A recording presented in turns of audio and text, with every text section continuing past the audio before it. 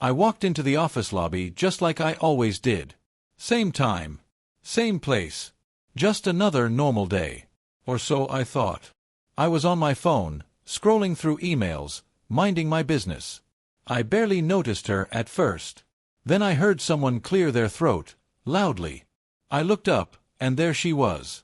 "Excuse me," she said, arms crossed like a schoolteacher.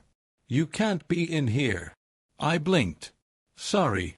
This lobby is for tenants and employees only," she snapped. "Not loiterers." Loiterers? I almost laughed. But I stayed calm. "I'm just here to check on something," I replied. She didn't budge. "That's not allowed. I'm with the HOA. We've had complaints about people hanging around who don't belong. You need to leave." She stared me down like I was some kind of criminal. I could feel people looking at us. Someone behind the front desk glanced up, then looked away fast. No one said a word. I gave her a polite smile. "It'll just take a few minutes."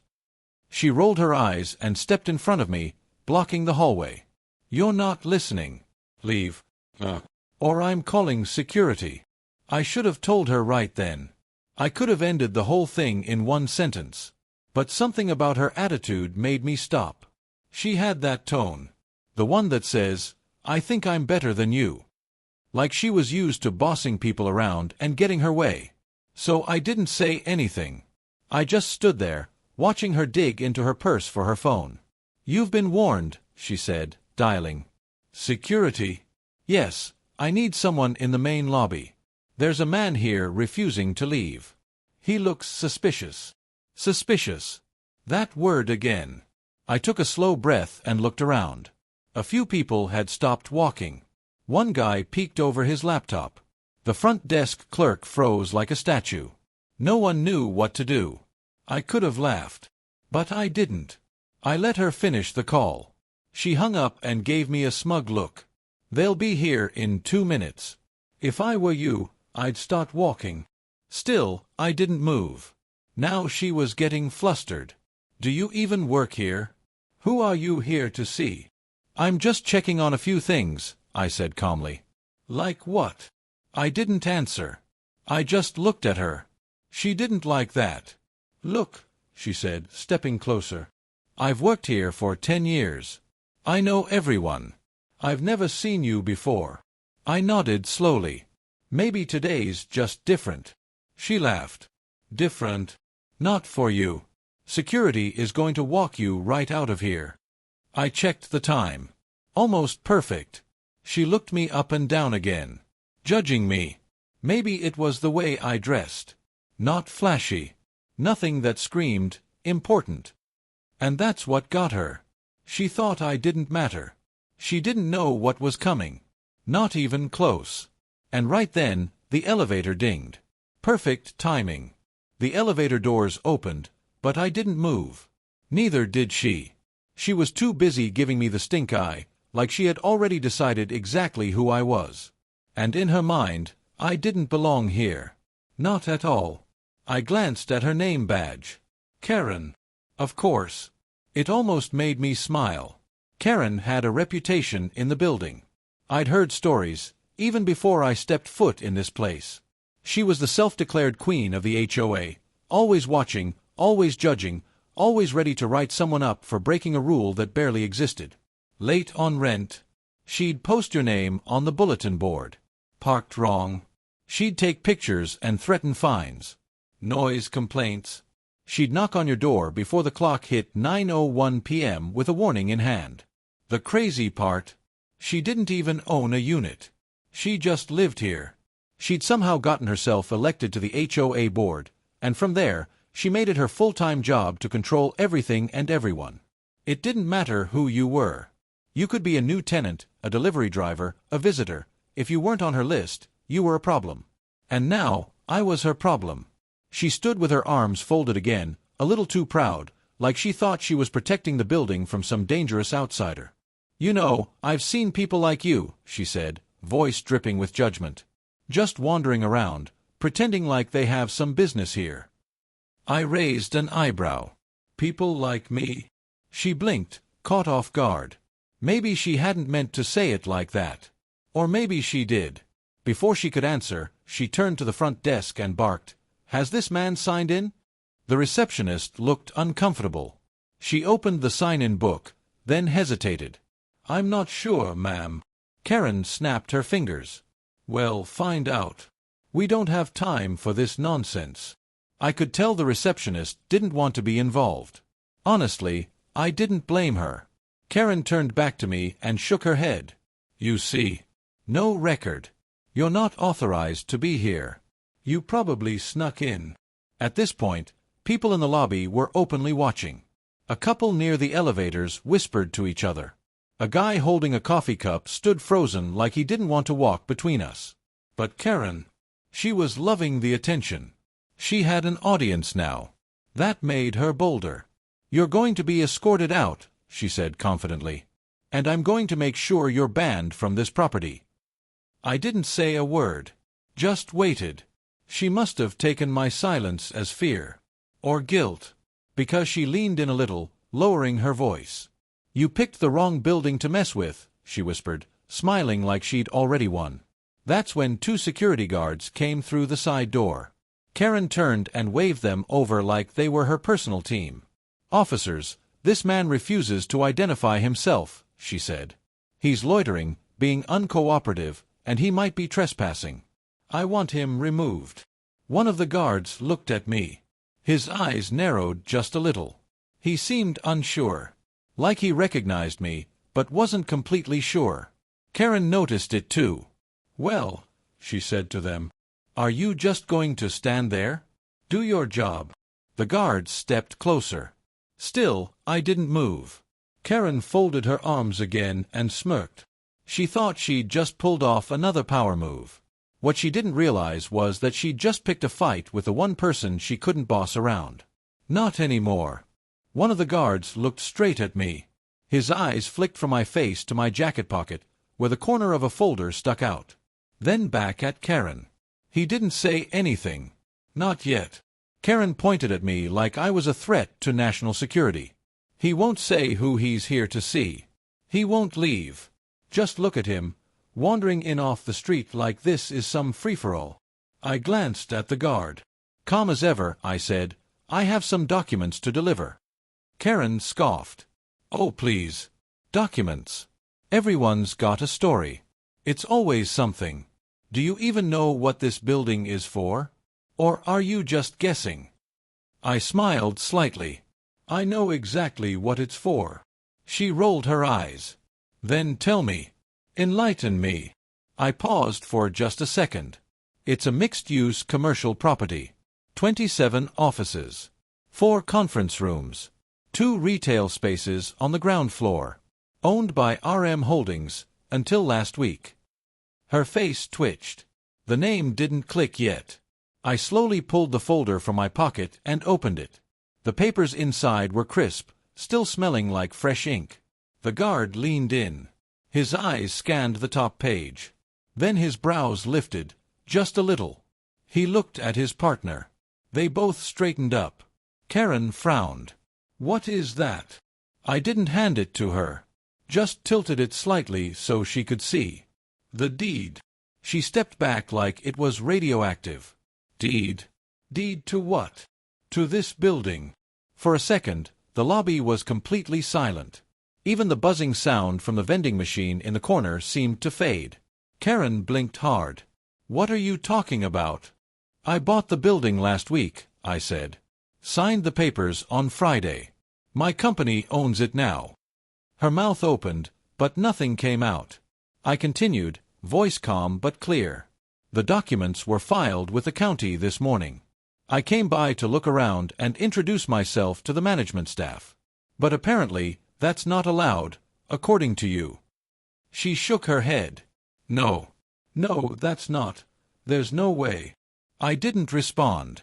Just held the papers a little higher. The guard turned to her. "Ma'am, I think you should calm down." "Calm down," she snapped. "This has to be fake. People don't just buy buildings." I let out a short laugh. "That's usually how buying works." Her face went red. "I've never heard of you." I've never seen you before." "Exactly," I said. "You never even asked my name." She tried to snatch the papers out of my hand. I pulled them back, quick and clean. That's when it happened. She reached out again, but this time she pushed me. Hard. It wasn't a stumble. It wasn't light. She actually shoved me in front of the entire lobby. The folder almost flew from my hands. Everyone saw it. The receptionist gasped. The couple near the elevator both stepped back. Even the security guards froze for a second. Karen must have realized what she'd done, but it was too late. Her face changed. Her confidence vanished. The guard stepped between us. "Ma'am," he said sharply, "you just assaulted him." She laughed nervously. "Assaulted? That was nothing. He's faking it. He tricked me." The second guard reached for his radio. "We're gonna need a unit down here. Now." Karen's eyes widened. I didn't say a word. Just stood still, holding the deed in one hand like it was a badge. And Karen... She finally realized she wasn't the one in charge anymore. Karen's mouth opened like she was going to argue again, but nothing came out. Her face had gone from red to pale in a matter of seconds. The guards were now standing between us, one holding her back gently, the other speaking into his radio. "We've got a situation in the lobby," the guard said. "Possible assault. Requesting backup." She spun toward him. "Are you serious right now?" "Me? You're calling this in on me?" He didn't answer. Just stepped to the side so no one else would get involved. People were watching. Phones were out now. A few tenants had started recording.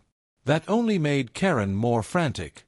"This is insane," she shouted, turning toward the receptionist. "Tell them who I am. Tell them I run this place." The poor receptionist looked torn, like she wanted to disappear behind the desk. "Karen, I don't think you should say anything right now." That made her snap. "You're all against me. You're siding with him. You've known me for years." I stood still. Didn't speak. Didn't move. Just waited. "I'm on the board," she cried. "I have power here. You can't just walk in and take over. You're lying." I turned slightly and handed the folder to one of the guards. "You can verify everything." He nodded, flipping through the pages. The documents were all there. The sale agreement. Transfer of ownership. Property tax forms. My name.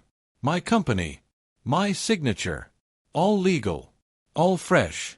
The other guard spoke softly into his shoulder radio again.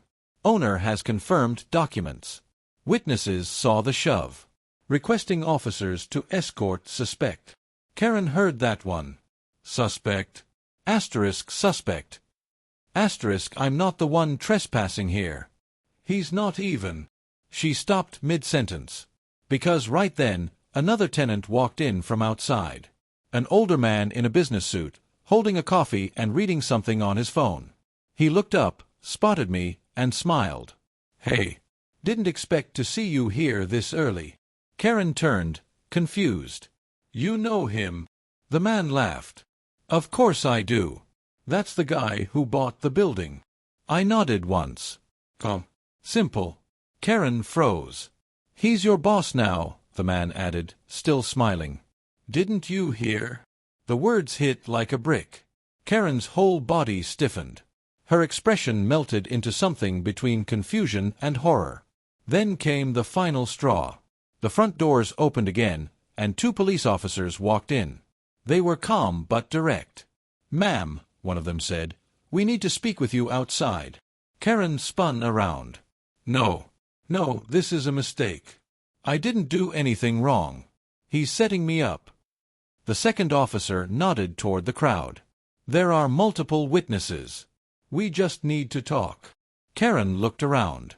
No one came to her defense. Not the receptionist. Not the tenants. Not even the guards. The whole room had seen it. The power trip. The shove. The meltdown. She backed up, voice trembling.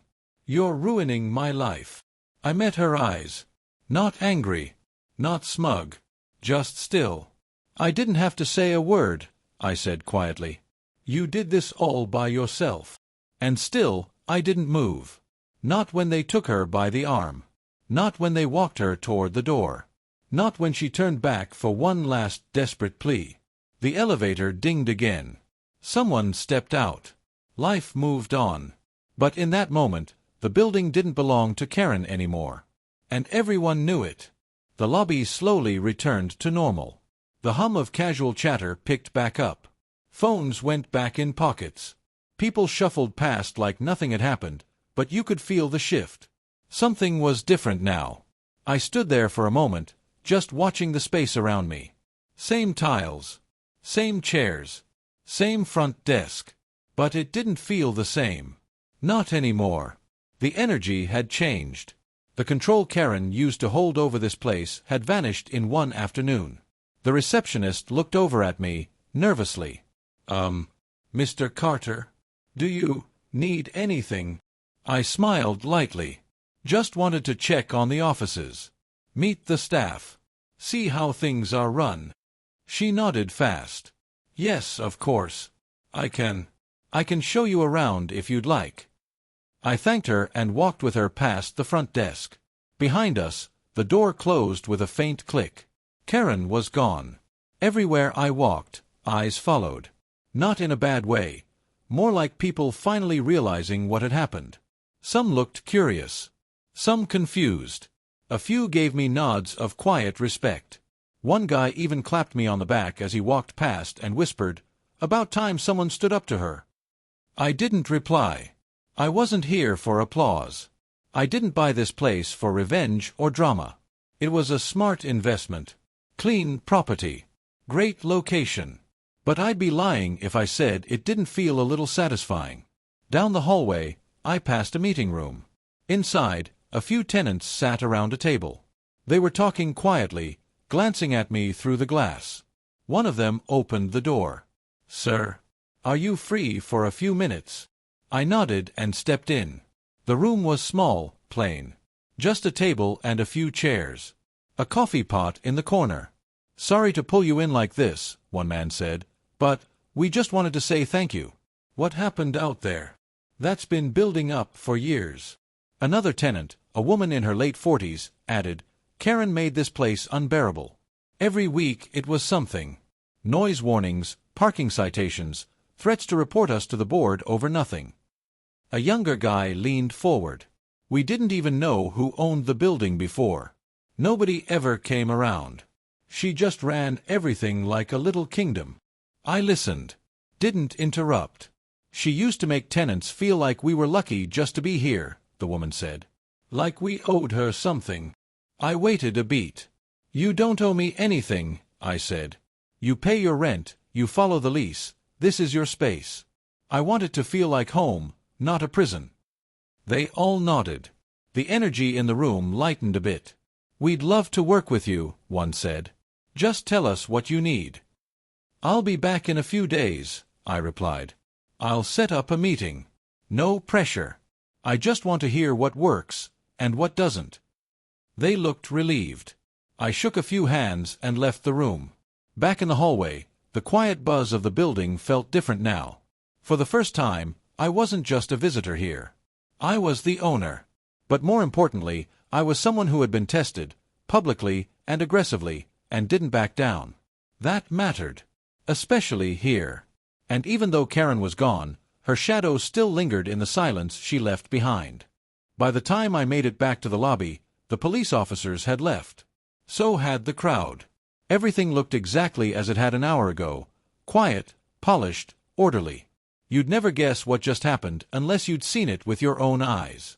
I stood for a moment near the front windows. The city moved outside, like it always did. People walking, cars passing, life going on. Inside, the building felt still. Settled. As if the place itself had taken a deep breath and let something go. The receptionist gave me a small nod from behind the desk. A nod that said more than words. Not fear, not confusion, just respect. I gave her a small smile and continued walking. Every step I took now felt different. I wasn't just looking anymore. I was planning. Visualizing.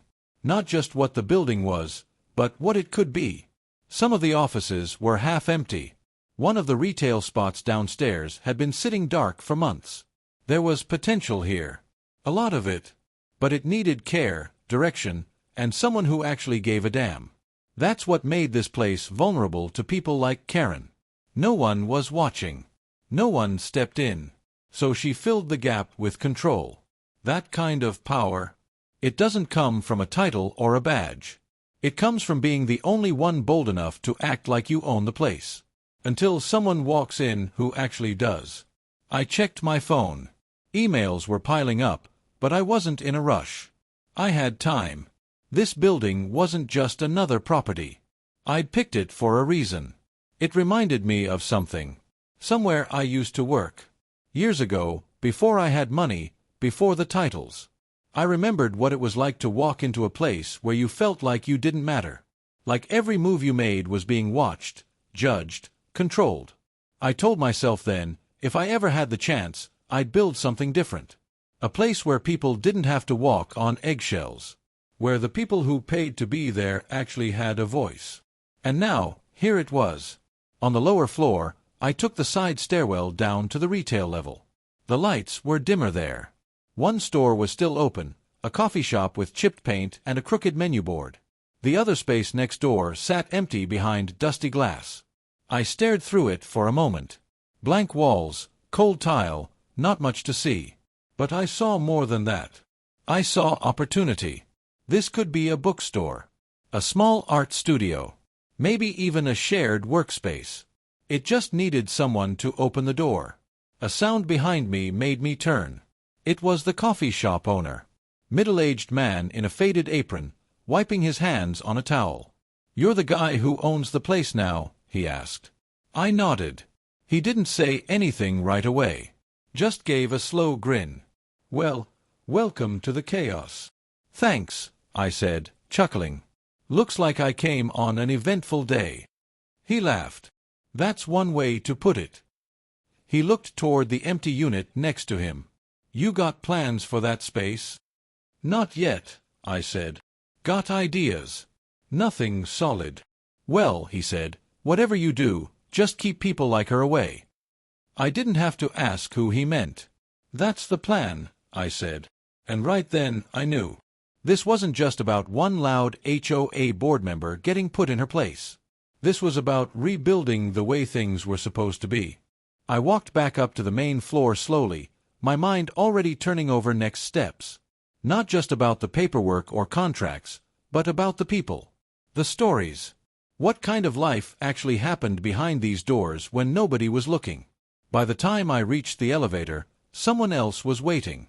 A younger woman, maybe in her early 30s, dressed in business casual, holding a worn laptop bag. She gave me a polite smile and then did a quick double-take. "Wait, you're the new owner, right?" she asked. I nodded. She let out a breath of relief. "Wow. Okay. That was something earlier." I laughed softly. "Yeah, it definitely was." She shifted her weight. "I just wanted to say thank you for not backing down. I've worked here for 3 years, and I can't tell you how many times I thought about quitting because of her." I raised an eyebrow. "Karen." She smiled awkwardly. "Who else?" The elevator doors opened, but neither of us stepped in yet. "She used to follow me to my car," the woman continued, claiming I was parking in the wrong space, even though I have a clearly marked spot. Once, she called my boss to report that I looked suspicious walking into the building after hours. I frowned. "Your boss?" She nodded. "I run a small digital marketing firm. We lease the suite on the 4th floor. I started the company during the pandemic.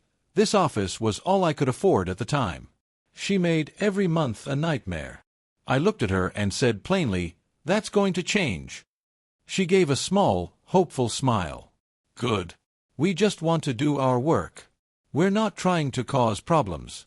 We just want to feel safe." I stepped into the elevator, holding the door open for her.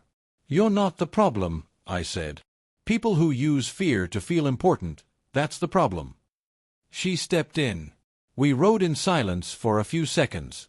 Then she asked, So, do you plan to keep everything the same? Or are you making changes? I plan to listen first, I said. Then make changes. She nodded thoughtfully. That's rare. Most landlords don't even know our names. I gave her a side glance. Well, I plan to learn them. The elevator dinged on the 4th floor, and she stepped out. Before the doors closed, she turned around and said, "I'm Mia, by the way." I smiled. "Nice to meet you, Mia.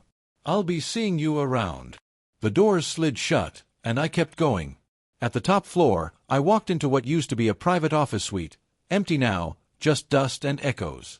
The view stretched out across the city skyline, glass catching the early evening light.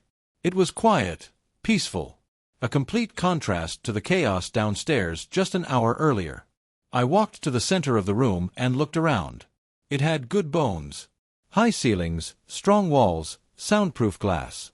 You could build something powerful up here. Something lasting. My phone buzzed in my pocket, an email from legal confirming the incident had been documented. Another from the property manager requesting a meeting. I didn't open either. Not yet. For now, I just stood there. In this room, in this moment, with nothing but possibility in front of me. The building was mine now. But more than that, it finally felt like it belonged to the people who actually used it every day. And I wasn't just the new owner. I was here to protect it.